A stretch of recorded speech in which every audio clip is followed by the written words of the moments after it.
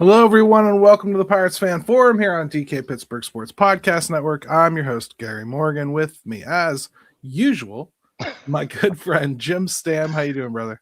Good. Yeah, dude, that intro. Yeah, that's new for me. I didn't get a chance to hear it. You tell me this is the Unholy Rollers. Is this the Yep. name? My It gives buddy, us a little, it gives it a little bit of edge. I like it. my buddy Joe, that I worked with for a long time, put it together with his daughter. I really love it, and it's really good stuff. So, anyways, we're going to talk about a interesting poll question that you put up about Andrew McCutchen that I think probably exposes some people's deepest, darkest feelings that they don't want to say out loud, but it's a lot easier to click a button with anonymity, right?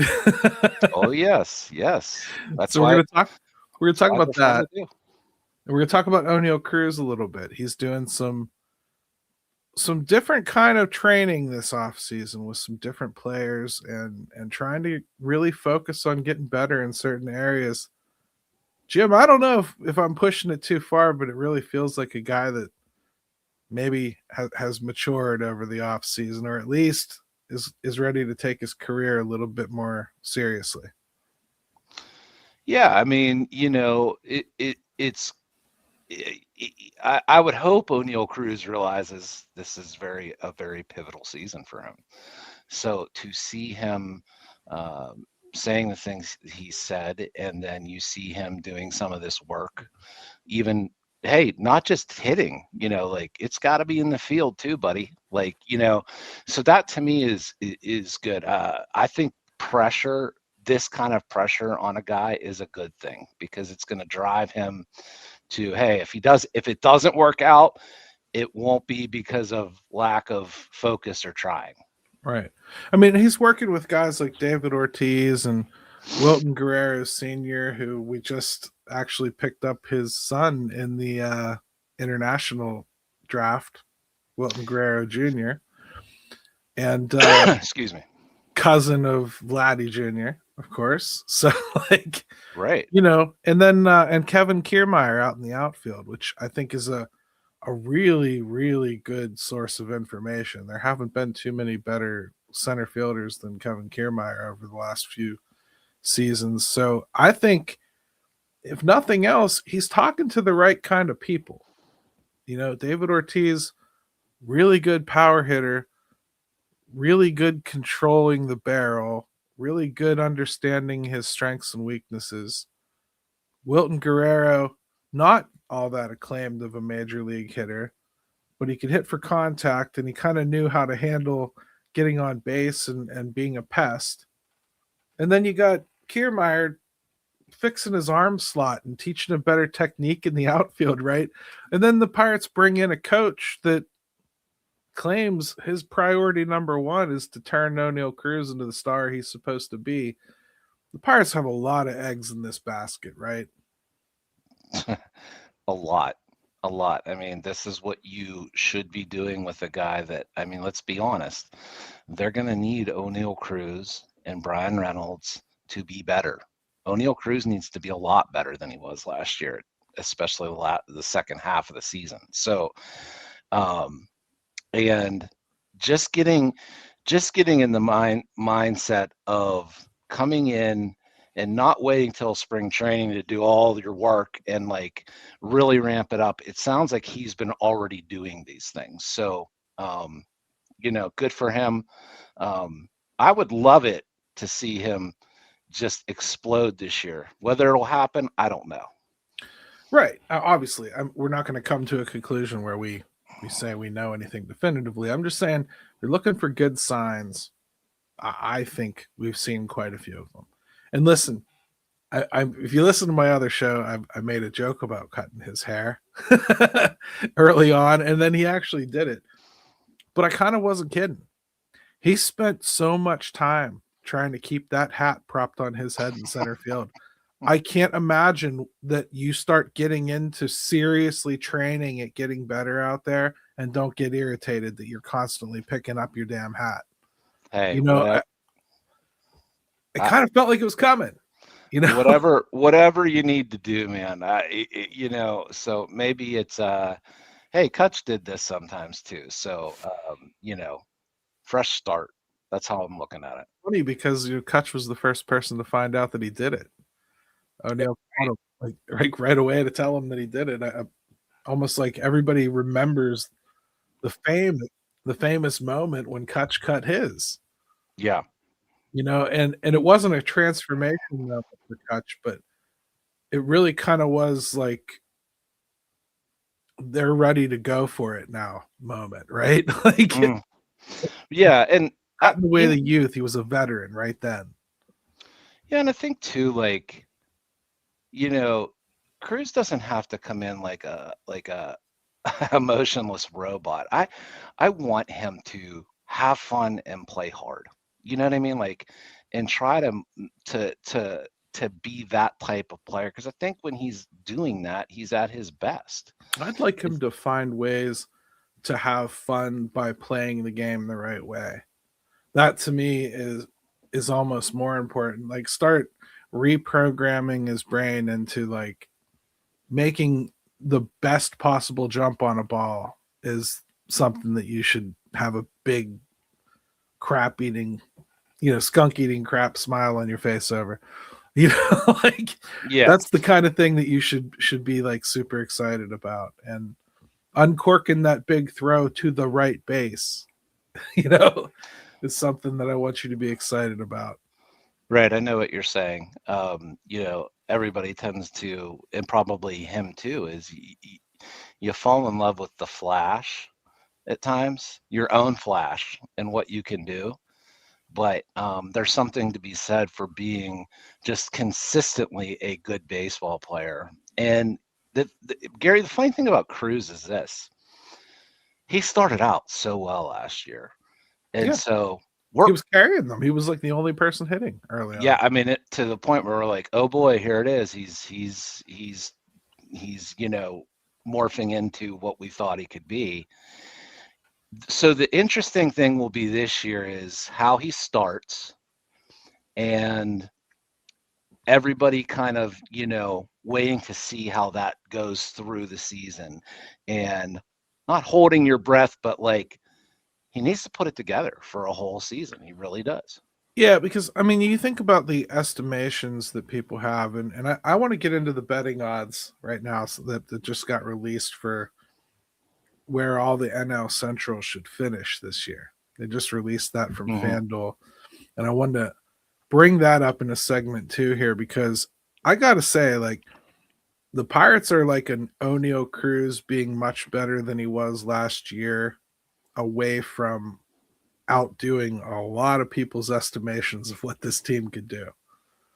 I think there's a lot of people that are going into next year, including the betting markets, under the expectation that Keller is what Keller was, O'Neill Cruz is what O'Neill Cruz was last year, and Reynolds is what he was last year, and Davis isn't going to get.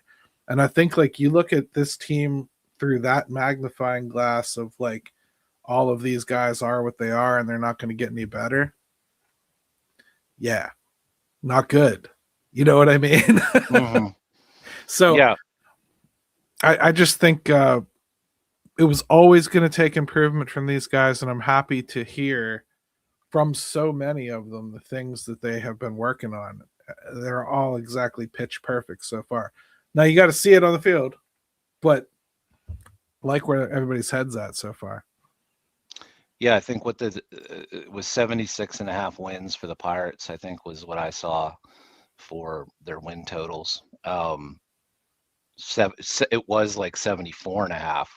So, if you're a betting person and you feel like that's really coming in under for the Pirates, I think it is a little bit. I think it's a little light. So, well, we'll talk about it as a subject. Anyways, great first segment. I think we introduced everything we want to dribble on about and pretty much finished O'Neill Cruz, I would say. Let's take that quick break and come back. It's time to hit that poll question, Jim. It was the most shocking poll question that you've put up maybe this year. It's only the end of January. I was going to say this year, definitely. Right. At DK Pittsburgh Sports, we take pride in coverage that connects our city's fans to their favorite teams. Now, that connection's stronger than ever. Introducing our all-new state-of-the-art app. Find expert inside reporting and original podcasts.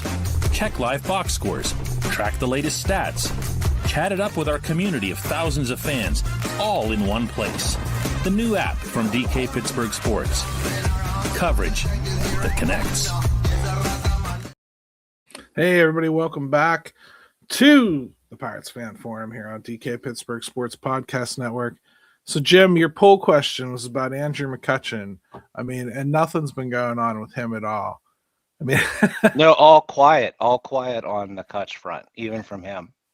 I don't think that we need to have a fresh discussion about the Cutch situation on here unless you really, really want to. I've done it 3 times this week, and I'm kind of over it. I think everyone's aware of where that is. I think communication is always important, and sometimes that doesn't happen. So, anyways.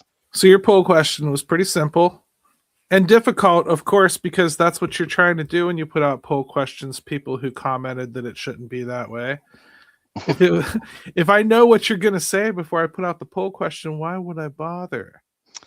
Yeah, man. Listen, I want you to have to sit there and agonize over it. But you know what? People didn't really agonize, did they, Gary? Not as much as we thought, man. Let's say these are the only 2 options left for the Bucks regarding their payroll limit. Which one are you choosing? Sign Cutch and pitchers or sign Suarez? That's it. Now, how would you assume, based on the flood of sacrimonious comments about what should be done with Andrew McCutchen in the aftermath of his social media rant? Well, wouldn't you expect it to be the vast majority saying, of course, sign Cutch and pitchers? Screw that Suarez guy. Right?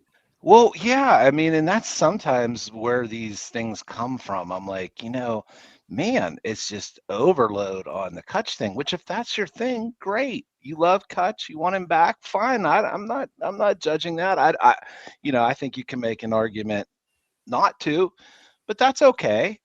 And so, well, I'll tell you what, when I read the results of your poll, an awful lot of people were really quick to take a rumor and basically accuse him of catch and clap on the business trip, because Eugenio Suarez gets 77.2% of the vote.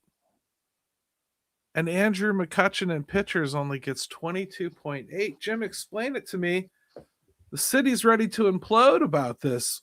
How could this be?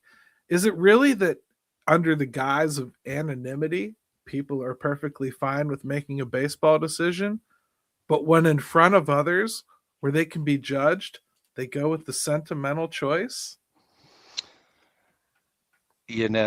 I think you could make a case that is something that we see on social media quite a bit. It's very popular to say you'd like Cutch back. But this is almost, closing in on 400 votes. So this is not, 36. 36. It's not 36 people weighing in on this. So, yeah, to me, it was one of those things is like, you say you want Cutch back, great. But if you had to choose, and remember, this is about the Pirates. What does this really come down to, Gary? I think Twitter's filled with mean people.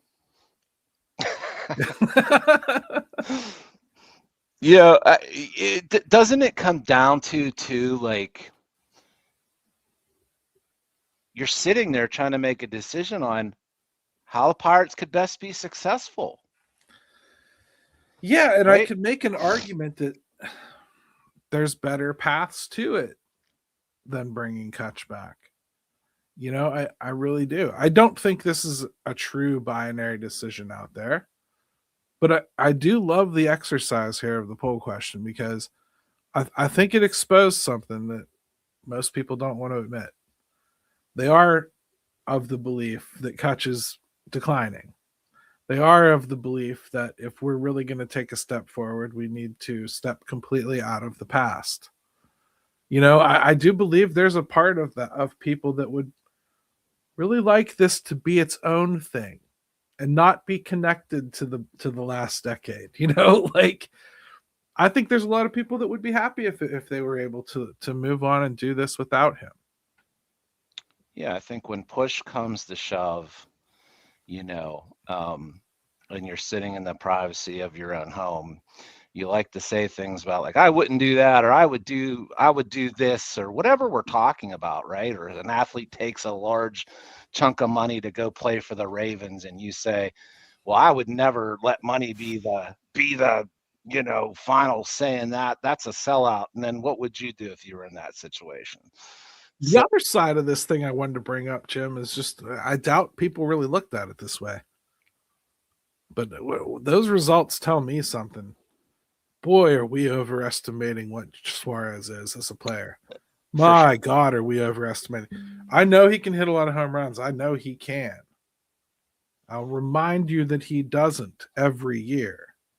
He still hits a decent amount every year, but he doesn't do that meteoric amount every single year. Those are still every other type occasions, once every 3 years type things where he really goes off, to his credit.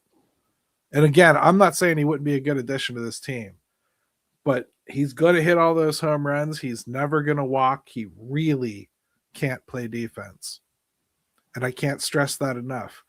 I don't think you'd be solving your third base hole. I think you'd be making O'Hearn a permanent outfielder. That's what I think would happen. Because I think Suarez would end up hitting. I think he'd wind up being the DH real friggin' quick. And then all of that, and he's still going to have an OPS probably under 8 because he just doesn't walk enough.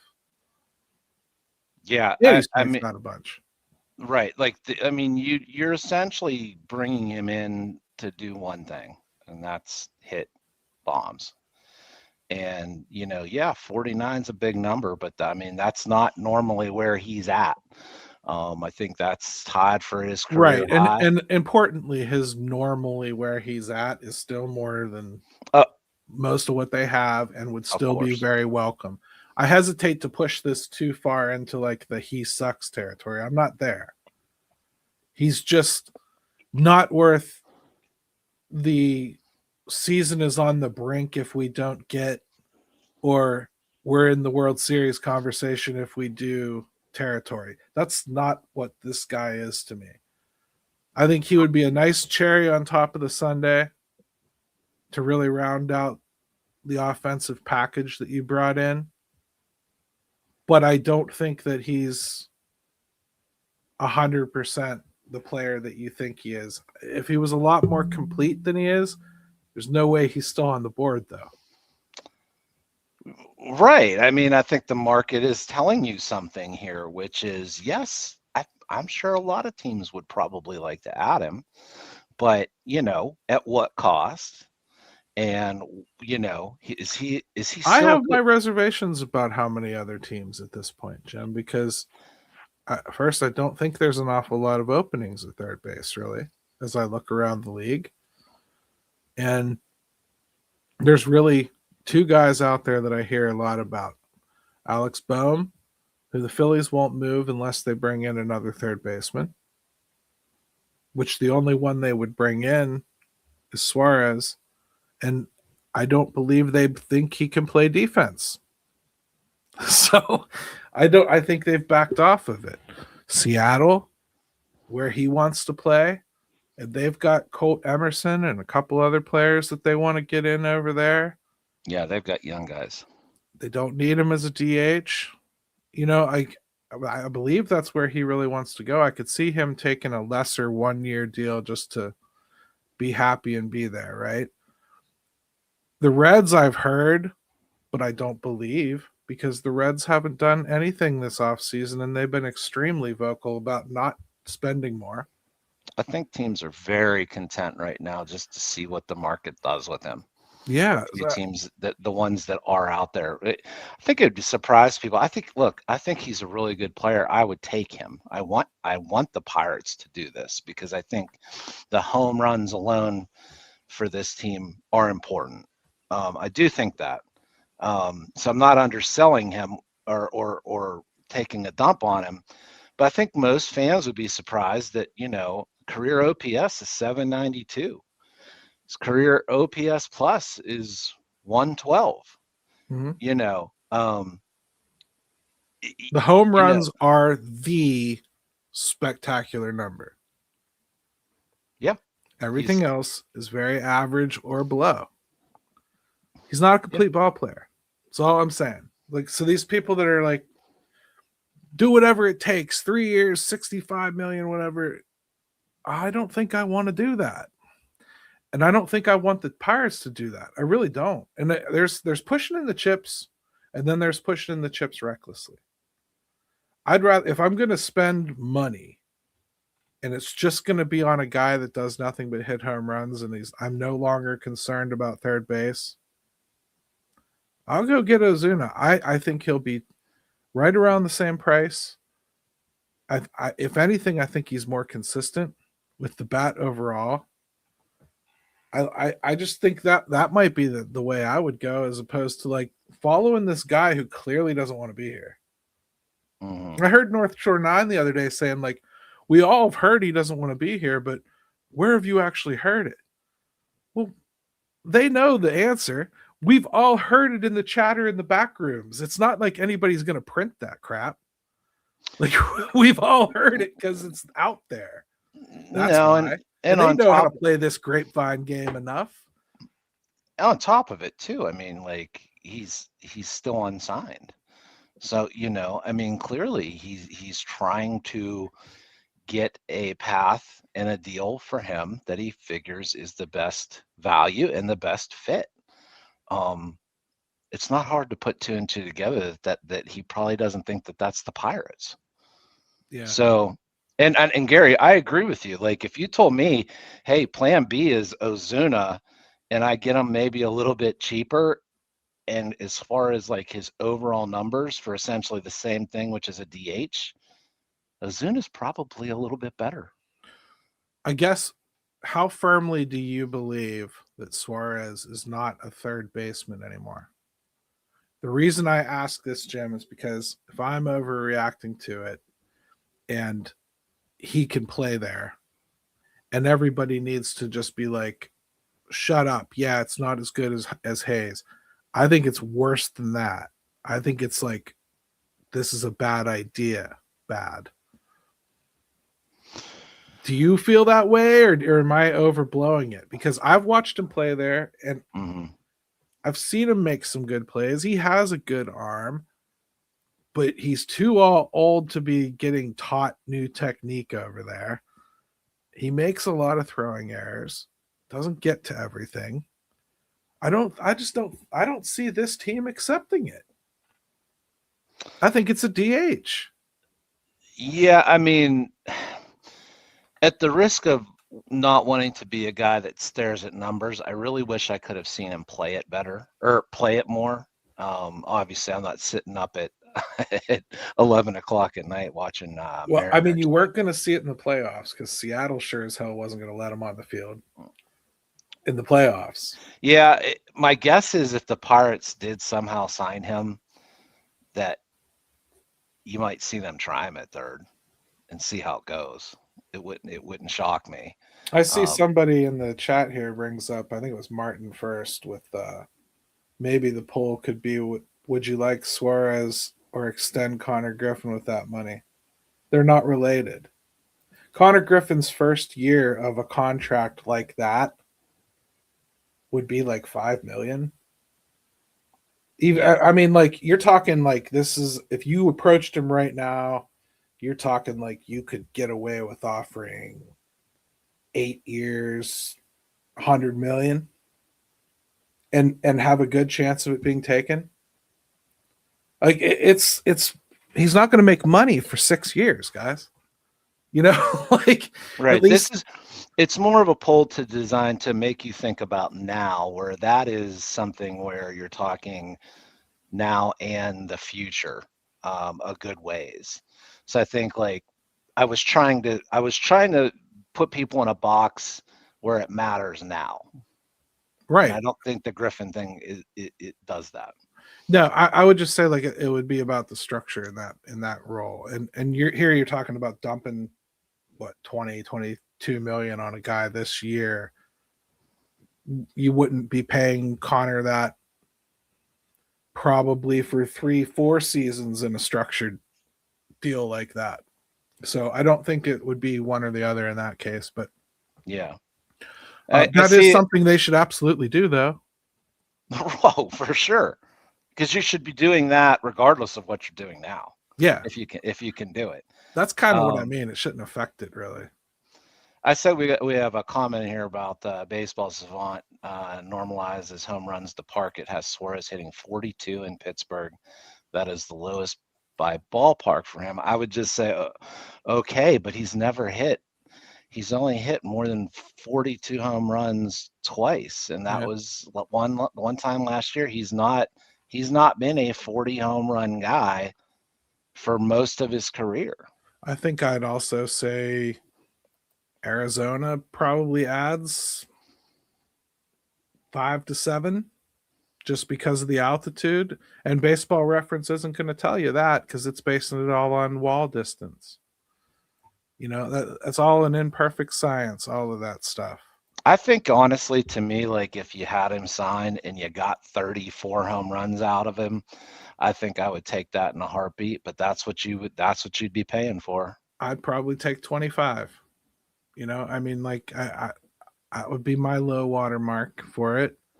Again, I don't think it's a bad guy to pursue, but I guess what I'm saying is if I'm already deciding he's not going to play third base for me, which personally I am, that means I'm still running Triolo over there and Gonzalez and doing whatever else. So wouldn't I, instead of trying to sign the best third baseman left on the board, wouldn't I just be trying to sign the best right-handed hitter left on the board, which takes me into the Ozuna?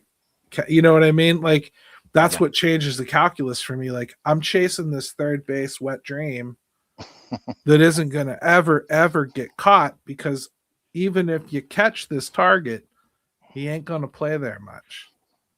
I'm just glad, Gary, that I put that little Ozuna earworm in people's ears, and it got in your ear too. So I'm just happy about that. Yeah, here's a good question for you. 16 errors and 353 chances. Pirates third baseman hit 6 homers and made 6 errors. How many errors would you be willing to get for 30 more home runs?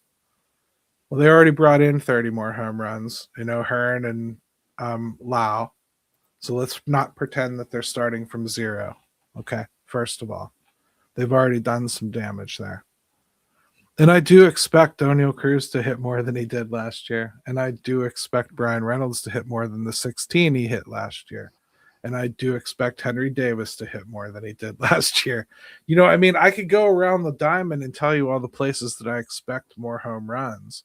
Horwitz, I expect more from. I think they're going to get more home runs to the point where, like, if they hadn't added anything and the only thing left on the board right now was Suarez, yes, I would have my hair on fire that I absolutely have to get those home runs in here no matter what. But I'm not where I was in December.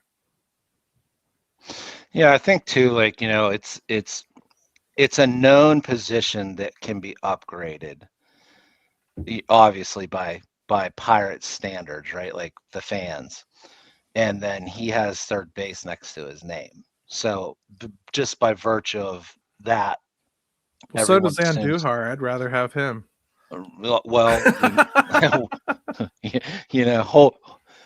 hold on to that thought. Maybe you will. But so I think it's like, obviously, peace meets, whole we need. And maybe it's not that simple in this case. Yeah. I guess, man. It's a difficult situation because I think, like, I do want guys that want to be here and want to kind of be part of the reason why this franchise turns around. I don't want guys that want the franchise to be turned around and then they want to come in here and kind of ride on top of the wave that's already been built. And I kind of get that impression here with Suarez. Like, and at the end of my career, I probably would be that way too. Yeah, well, I think you see that a lot with guys now, right? Like if you get to any sort of a tier and you can kind of pick and choose, you feel that, you've earned that right. And so if that's not what he wants, fine, so be it. But If Lau was the third baseman and Gonzalez remained the starter at second, would you be satisfied with the power upgrade? I just said I was, whether they moved them around or not. So yeah.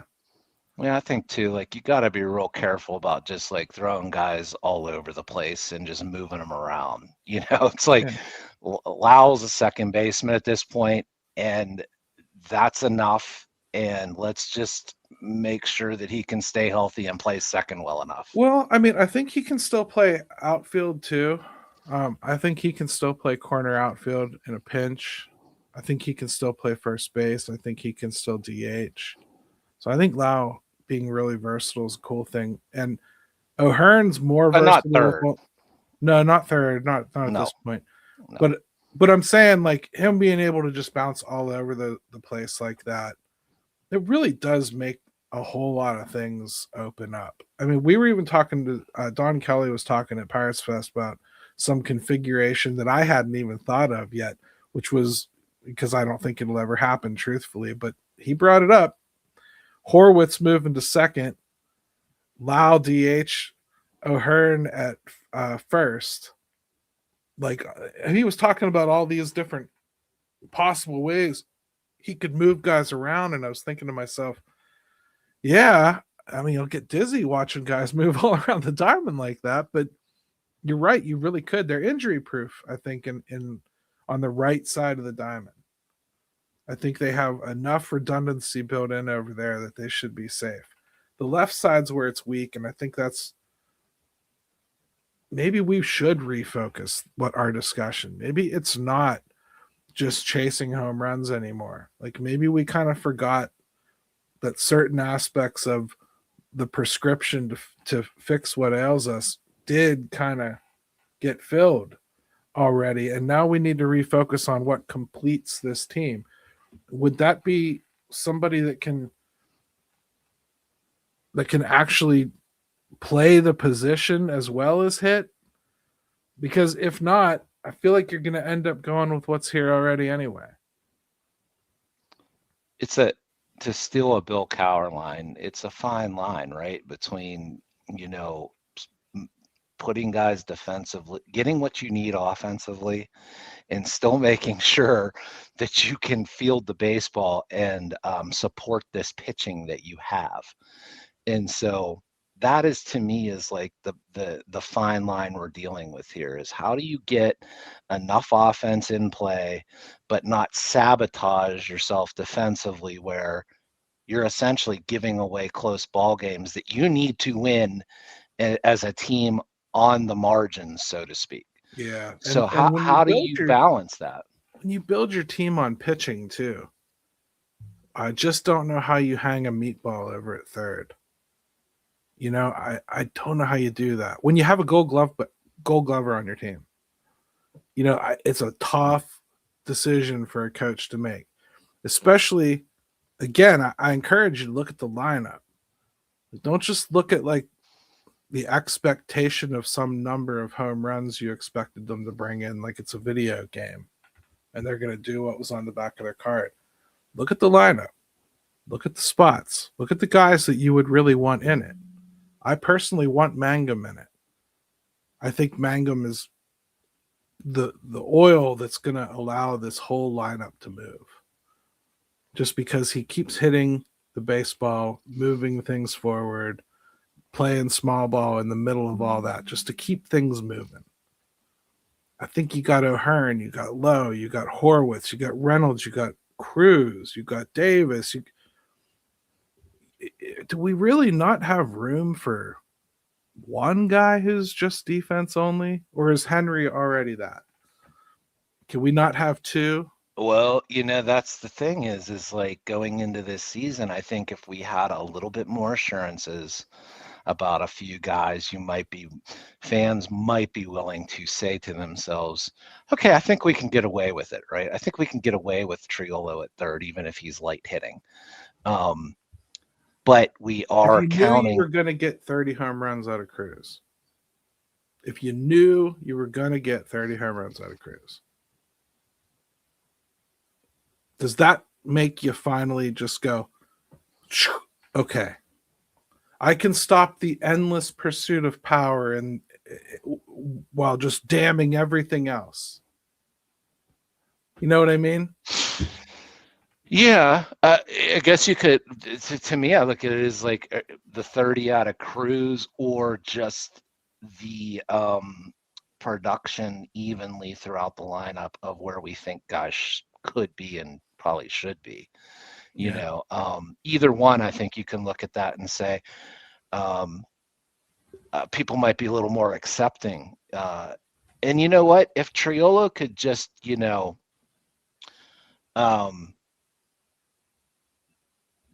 do the things he's good at and be a guy that's not a offensive hole in the lineup, but like a little on the plus side, I feel a ton better about it. You know what I mean? Like, and he showed that at the end of the year. The trick is, how does that translate to this year? We don't know. I mean, dude, if he could just be Jordy Mercer.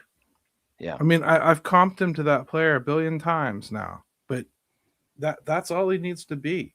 260, smooth glove, pop 10, 11 home runs, contribute. You got to roll here for a while. Yeah.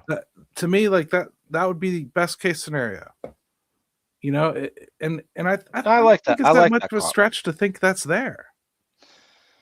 Yeah, I mean, I think that would be fair, that he could do something like that, You look at Jordy Mercer for his career, he was career 701 OPS.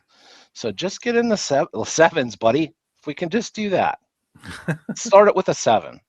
Let's see if we can't get into the sevens. That would be a beautiful thing. So let's take a quick break, Jim. When we come back, let's talk a little bit about these projections from FanDuel about where everybody's going to wind up, because I'm not so sure I agree with all of them. At DK Pittsburgh Sports, we take pride in coverage that connects our city's fans to their favorite teams. Now, that connection's stronger than ever. Introducing our all-new state-of-the-art app. Find expert inside reporting and original podcasts. Check live box scores. Track the latest stats. Chat it up with our community of thousands of fans, all in one place. The new app from DK Pittsburgh Sports. Coverage that connects.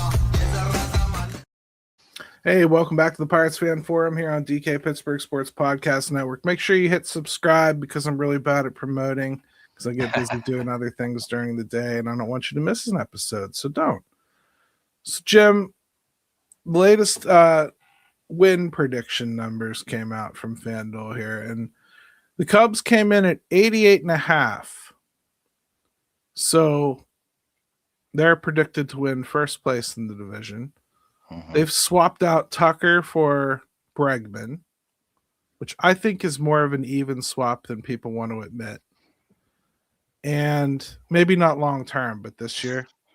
Right. I mean, there's the age difference there. So, but I think right this year, that's absolutely comparable.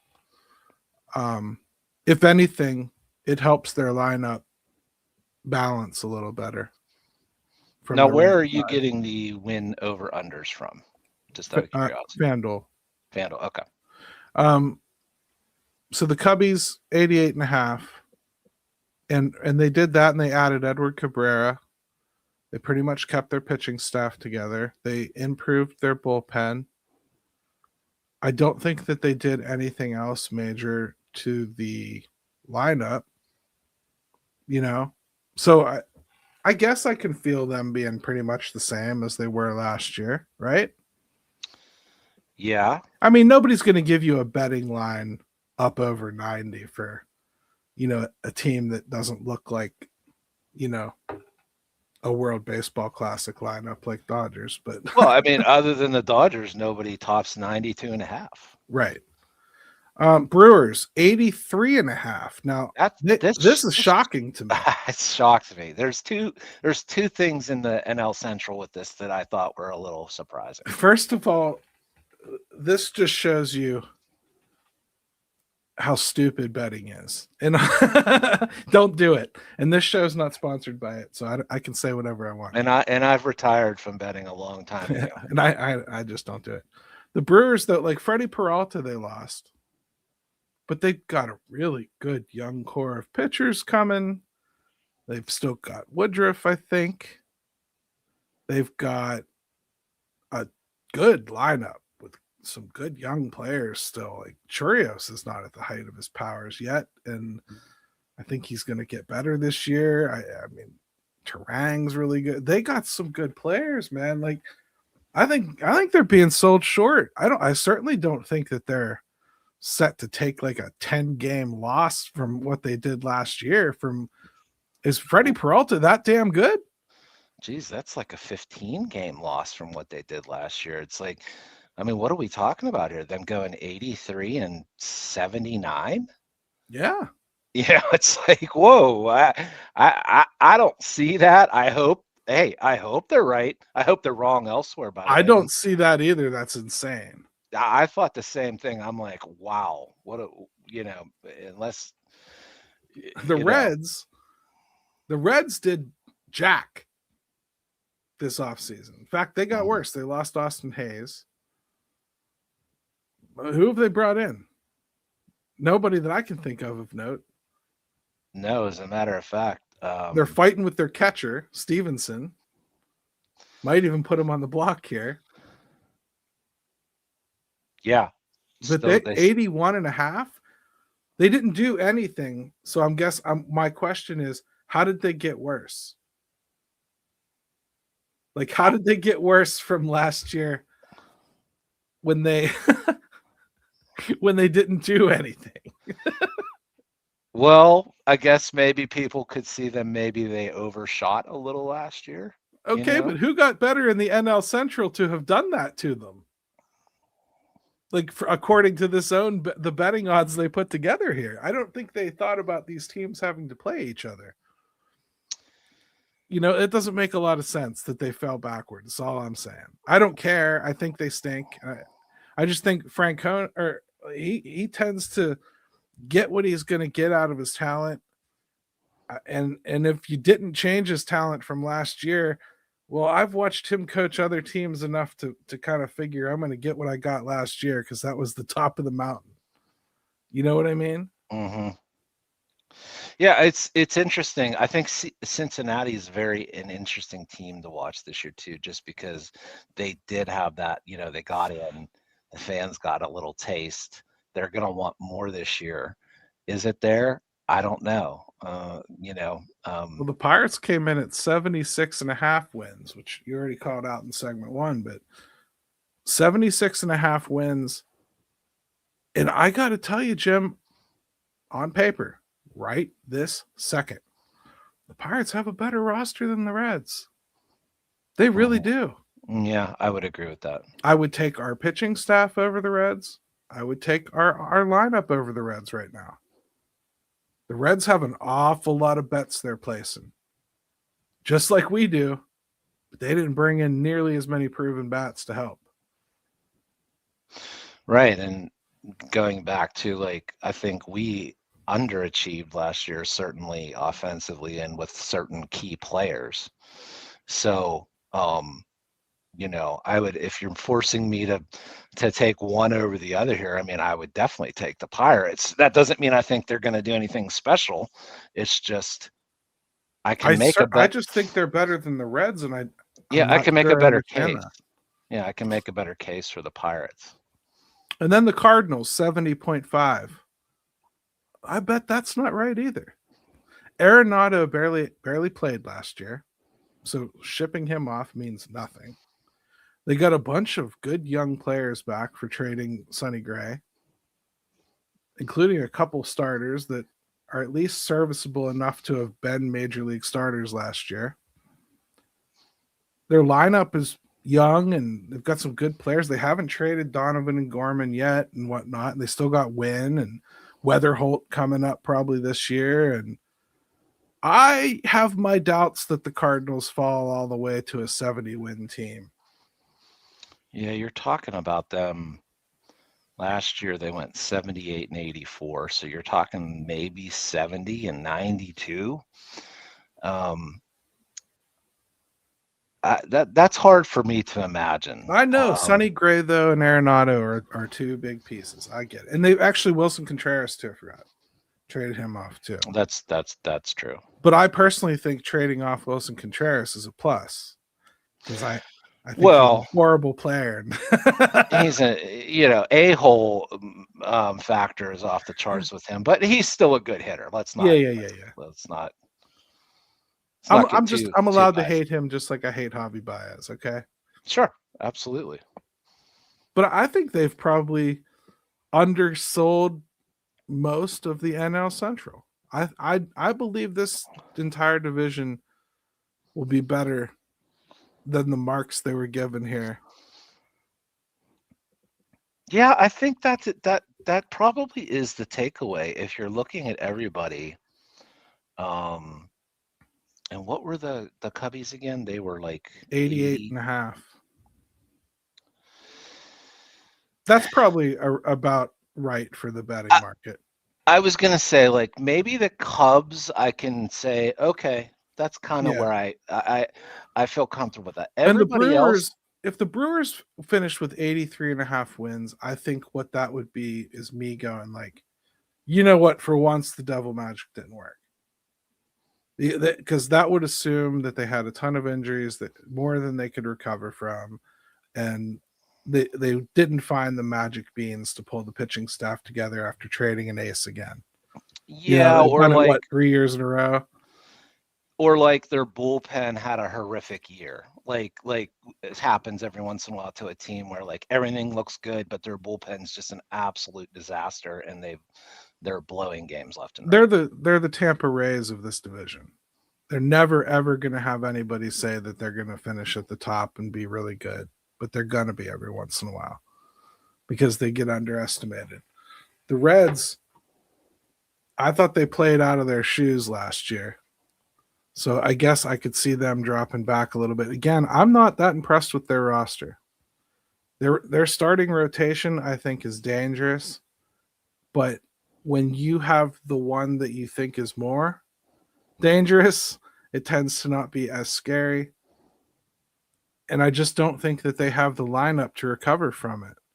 If you remember, that's what the Pirates did to them last year. They pitched to them quite a bit. So like I think that the Pirates are going to leapfrog the Reds for sure. The Cardinals, again, it's hard for me to believe they'd finish that far back. They were supposed to last year, remember? Right. I struggle to think that they're that clueless. They just are never that clueless. I was looking last year, Gary, at the NL Central, and the one thing that stuck out to me is with looking at teams and how they finished against teams over 500. Only one team in the NL Central did. That was the Brewers. Shouldn't shock you, right? 10 games over 500. Second best team in Central was the Reds, 28 and 28. So I don't know. They got it done somehow. I thought it was a lot of smoke and mirrors, but Cubs were 9 games under 500 against good teams. So yeah, and here's another thing about the Cardinals. Even in a down year, 35 and 36 against good teams. You know, they figure out a way to claw and scrape some things together. I'd be shocked at them at like 70 wins. Yeah, and the Cardinals' whole system is kind of going through upheaval too. Like we're probably giving them a lot of credit for what they've done in the past, and their franchise is changing in front of them because of their TV deal and so many other things kind of being taken away from them, right? So I guess I'm a little worried about that aspect of things. And but just on the pure baseball side of things, to me, that they're a strong enough organization where I would be surprised. I would be too. I think that's crazy. I think that's a Mhm. crazy projection for them. I Now saw the- some people putting zips in the thing. Listen, I don't do projections, guys. Not really. You just won't hear me talk about those very often. They're always based on last year to a large degree, and when you're talking about young players, especially, they're basing them on them continuing to get rookie level workloads sometimes, or they're projecting them out and adding in extra at bats, pretending that it's just going to grow exponentially. But Zip's projections are almost always based on last year, and if you weren't good last year, then you're not going to be good this year. And I don't like looking at baseball like that. I like looking at how guys are trending, and I don't know. I guess it's a little too cold and unfeeling for me. And I've Yeah, just seen it make too many dumb mistakes too. And they don't know defense at all. Zips is awful on defense. yeah, I'm not a big projection guy either. Is it interesting to look at? Sure. Do I place any type of like weight on it? No. No, I'm weird like that. And I mean, it's not just like those projections I don't like. Like I have no use really for the Pirates or the third ranked farm system. I could give a crap. Because if Connor Griffin was to make the opening day roster by June, they'll be mid-tier Yeah, farm yeah, system. yeah. You know, and then everyone will be like, "See, Ben still can't get the farm systems," and you'll be like, "Yeah, but Bubba just graduated and Connor's here, and you know, like Yeah.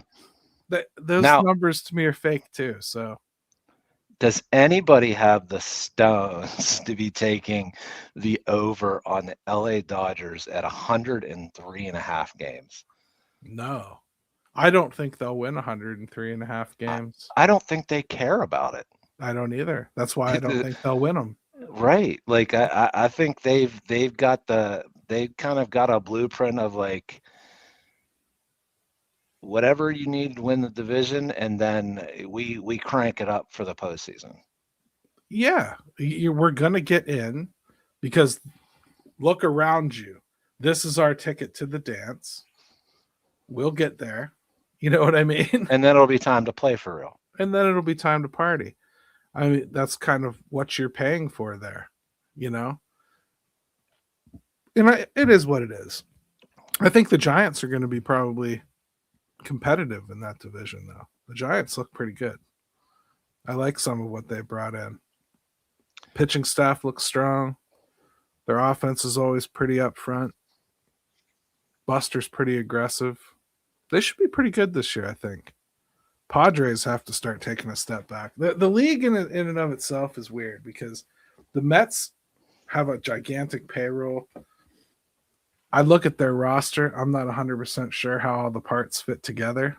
Sure, it's a little bit of a mishmash. And they're the Mets. So they've surely made some dumb mistakes in some of it. Like Semien is a big bet that I don't think is going to pan out, you know, for them. So we'll see. I think Polanco is probably a better signing than Semien, but whatever.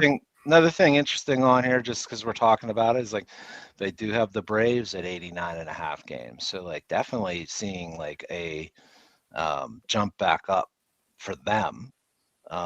They're right there with Philly as far as projected. Toronto, all they did, and they have them at 88.5 wins. You know, so Baltimore, somebody we kind of keep an eye on here in Pittsburgh because of what they're doing and the same time frame as us, 85.5 wins. They're much more bullish on them. You know? Yeah, I guess. I mean, 85, I think they would probably tell you that's under, right? Under what they want. Probably, but in that division, those teams could literally just punch drunk each other. Mm-hmm. You know, that because I don't think Boston's a slouch in that division either. And on paper, Tampa shouldn't be competitive at all, but won't they be in it somehow? Of course they will. Of course they will. It's If great. let me put it this way, if your worst team in your division is the Rays, you got a really tough division. Right. And this year, Matt Arnold can prove that he has completely cloned and perfected the Rays system if he manages to once again trade a star pitcher and have it not hurt his team's performance at all. Well, I guess we're going to find out. I guess we will, but I'm not going to bet on it, so it won't matter. No, none of this is for me to actually put real money on. Be interesting. Like, do most fans think the Pirates are over 76.5? I think right now they do. I mean, I think they are. I don't think that's much of a question. I think 500 is right where I have them right now, and I hope for more. But I think 500 is about the floor that they've purchased for themselves, along with some natural progression from some players. They're right in that range for me too. As we get closer, I'll fine tune that number for you, Gary. I know you're dying to know what it is. Well, Jim, I don't think that you missed much at Pirates Fest for being sick, so it was an okay event. I went to it. I didn't dislike it or anything. I really wish they'd move it back to PNC. I think it's more fun. But no, I mean, I was battling an illness, and Ben had like 3 different sporting events that day, so I didn't have time to think about it. But I mean, how was the turnout? What was the vibe, Gary? Give me the vibe. The vibe was much higher than it was last year. Nobody flew a blimp outside. No, I didn't really see any protests or shirts or anything like that. I'm sure somebody did something, but I didn't see it. And all in all, I felt like the vibes were pretty good. Travis Williams said 26,000 people signed up for it. That's a lot, even though it's free. I heard he also repeated period full stop. So that's always that's always... You know what? Good. Well, he's already gone there. So but that's kind of the point. Like, what would it have said if he had backpedaled? You know, I mean, you have to keep saying it now. And then the funny thing was, man, like, you know, like the fan question was basically like, what's accountability look like?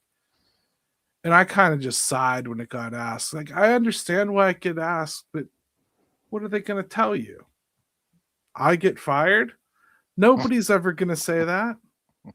You know what the accountability looks like. You know what the next step is. It's amazing how much those things end up being like corporate speak, no matter where you're at. Bro, it's so funny because like I know the dream for everybody is like, well, if I was in that room, I'd ask blah blah blah. And I think what you find out when you go to those Q&As, first, they spend way too much time on the pre-submitted ones because it's hard to believe some of them were real questions from fans. Just saying. And then the ones that they float around and everything, some of them really try to start out sounding tough, and then they end up, you know, realizing that they're literally talking to the human being, and you see them back off, and you can tell they don't really say what they really want. And the answer is never what you want because it's always going to be that double talk. It just always is. That's the way these things are. The most useful answers anybody got at that Q&A were from Don Kelly. And he maybe got 2. Don Kelly, he was talking about lineup construction and the versatility of using these players and being really excited about Ryan O'Hearn and why this was a specific player that he wanted to target. And it's real useful information. Everybody else is kind of like, you know, pom-poms and, you know, misdirection. Well, yeah, because Don Kelly can talk about the baseball. He can talk about the baseball, you know, part of it, where everything else is going to sound like you're sitting at a convention somewhere, which you were, and hearing corporate speak. So I know why they do it.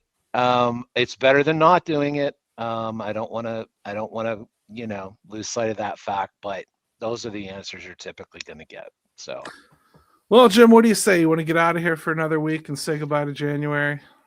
yeah, dude, it's I mean, baseball's not far away, and it feels like it's at least weather-wise 10 years away. So Yeah, well, we got a foot of permafrost out there since it Dude. like turned into like the Arctic Circle right after that snowstorm. I think like tomorrow or Saturday it's supposed to be like -11 without wind chill or something. And I was is like, that what it is? That how bad it's going to be? I have to be, bro, I'm not kidding. we have to be carting around the little idiot the whole time that day. I don't want to hear that. I ain't kidding, bro. Check it out yourself. For real. I suggest you look up Mary Hours. She's pretty hot. You'll enjoy it at the same time. Hey, yo. Just saying. All right, everybody. Till next week. Let's go, All right. Bucks. Thanks, guys. Let's go, Bucks.